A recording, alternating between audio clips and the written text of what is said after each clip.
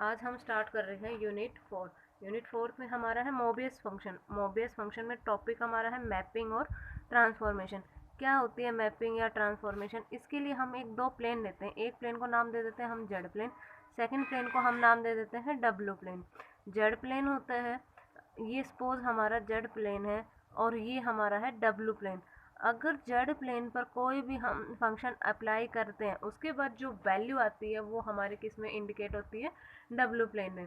Z plane को हम replace करते डिनोट करते हैं Z is equal to X plus iota Y, यानी कोई भी कॉम्प्लेक्स नंबर हम ले सकते हैं। इसी तरह से डब्ल्यू को भी कोई कॉम्प्लेक्स नंबर लेंगे, क्या लेंगे? U plus iota we.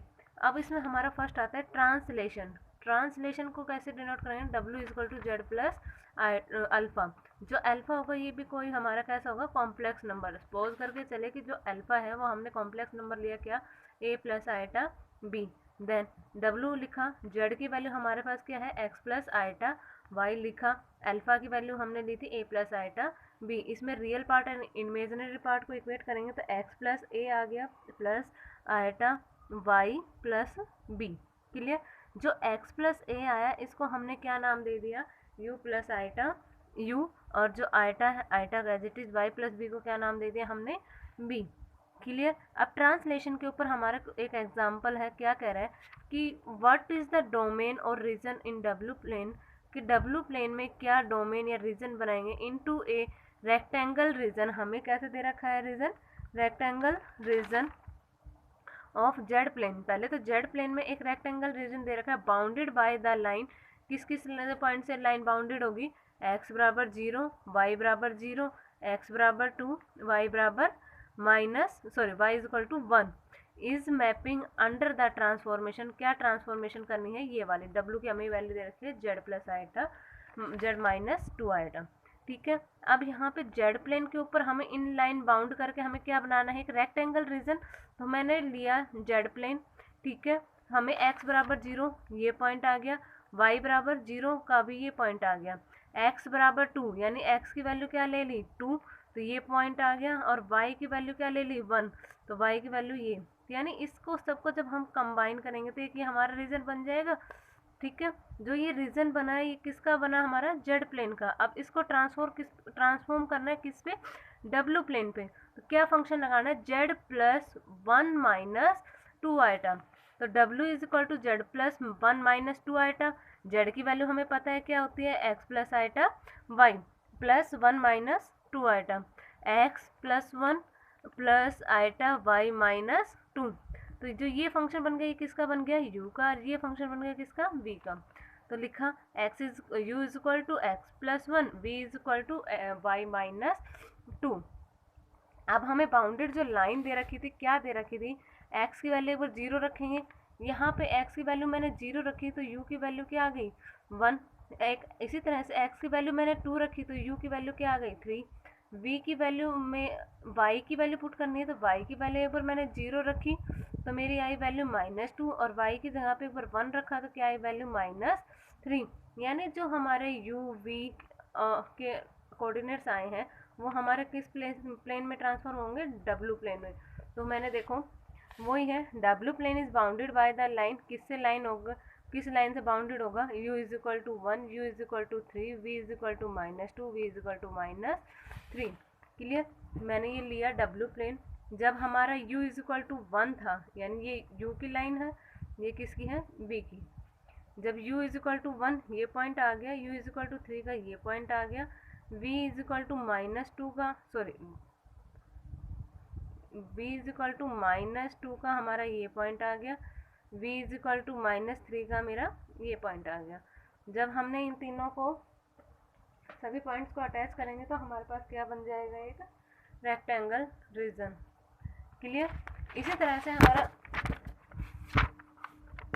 Next जो आता है वो आएगा हमारा पास रोटेशन का। किसका आएगा? रोटेशन का। क्या होता है रोटेशन का? देखेंगे हम। यहाँ पे ये -2 होगा, ये क्या होगा हमारा? -3। नेक्स्ट हमारे पास आता है रोटेशन। रोटेशन क्या होता है? W is equal to Z E raise to power iota theta. W is equal to Z into E raise to power iota theta. अब हमें पता है E raise to power iota theta की value होती है cos theta plus iota sine theta, और Z की value होती है एक्स प्लस आइटा वाई। अब यहाँ पे हमारा जो डिपेंड करेगा, ये चीज़ किस पे डिपेंड करेगा, ओनली थीटा पे। अगर थीटा या तो ग्रेटर देन जीरो होगा या लेस देन जीरो होगा। जब थीटा हमारा ग्रेटर देन जीरो है तो किस डायरेक्शन में मूवमेंट करेगा, एंटी क्लॉकवाइज, यानी इस डायरेक्शन में। जब थीटा हमारा लेस देन जीरो होगा तो किस डायरेक्शन में मूवमेंट करेगा, मूव करेगा हमारा क्लॉकवाइज। तो इसके लिए देखो ग्राफ बनाया मैंने, सपोज हमारे ये कोई भी एक रोटेशन है। अब हमारा क्या है, अगर थीटा ग्रेटर देन जीरो है यानी इस साइड मूव करेगा, तो ये मैंने किया तो यहाँ पे हमारा क्या आएगा, कोई भी एंगल थीटा। अगर लेस देन जीरो है तो हमारा किस साइड मूवमेंट मूव करेगा, इस साइड, तो ये भी क्या हो गया हमारा थीटा। अब देखो इसके ऊपर एक क्वेश्चन है, determine the region of the W plane corresponding to the triangle region bounded by the line. इस लाइन से बाउंडेड है, क्या है लाइन, एक्स बराबर जीरो, वाई बराबर जीरो, एक्स प्लस वाई बराबर one. In Z plane map under the transformation, क्या transformation दे रखी है, w is equal to Z e raise to power iota pi by four, यानी थीटा की value क्या हो गई हमारे पास, pi by four. Pi by four क्या होता है, one by root two. One by two root two हो गए तो क्या, यानी ग्रेटर देन हो गया, ग्रेटर देन हो गया तो क्या हो गया, एंटी क्लॉकवाइज। ठीक है, देखो अब पहले तो हम वो ये इसके अकॉर्डिंग एक बना ले अपना जेड प्लेन। जेड प्लेन बनाया, एक्स बराबर जीरो पे ये हो गई, वाई बराबर जीरो पे हमारी ये हो गई। सेकंड हमें X plus Y is equal to one, तो हमने बना लिया ये वाले ने। क्लियर, जब हमने ये बनाया तो ये रीज़न हमारा कौन सा आ गया, जेड प्लेन का जो रीज़न आया वो हमारा ये रीज़न आ गया। अब देखो Z is equal to X plus iota Y, W is equal to क्या दे रखा है, Z e raise to power iota, W is equal to Z e raise to power iota pi by four है। ठीक है, ये हो गया। जेड की वैल्यू क्या होती है, X plus iota Y E raise to power iota pi by four, X plus iota Y E raise to power iota pi by four क्या लिख सकते हैं हम, cos pi by four plus iota sine pi by four. Cos pi by four की value हमारे पास one by root two होती है, साइन पाई बाई फोर की वैल्यू क्या होती है, one by root to. Compare करेंगे X plus one, so X plus iota Y one by two plus iota one by two. अब यहाँ से हम कंपेयर करेंगे तो क्या आ जाएगा, हमने इनको मल्टीप्लाई किया और मल्टीप्लाई करके जब सोल्व किया तो हमारे पास क्या आ जाएगा, X minus Y upon root two plus iota के साथ क्या आ जाएगा, X plus Y root two. तो जो हमारा फर्स्ट आता है वो u आ गया, इमेजनरी पार्ट से आता था वो क्या होता है हमारे पास v। तो मैंने यहाँ से u फाइंड आउट कर लिया और v निकाल लिया। अब हमारा मैथ्स करते हैं, जब x बराबर जीरो थी, x बराबर जीरो पुट करेंगे यहाँ पे, तो u की वैल्यू क्या आ जाएगी, minus one by to y, और v की वैल्यू क्या आ जाएगी, y बाई रूट टू। तो v किसके बराबर हो गए यहाँ से, माइनस टाइम ऑफ u के बराबर। इसी तरह जब y बराबर जीरो मैप करेंगे तो हमारी u की वैल्यू ये निकल जाएगी और v की वैल्यू ये निकल जाएगी। यहाँ से क्या हो गया, u और v दोनों इक्वल आ गए। Similarly x plus Y is equal to one map करेंगे इंटू v, क्योंकि हमारे पास u का फंक्शन था x माइनस वाई है, इस पे तो होगा नहीं, तो किस पे होगा, इस पे। तो v की वैल्यू क्या निकल जाएगी, वन बाई रूट टू।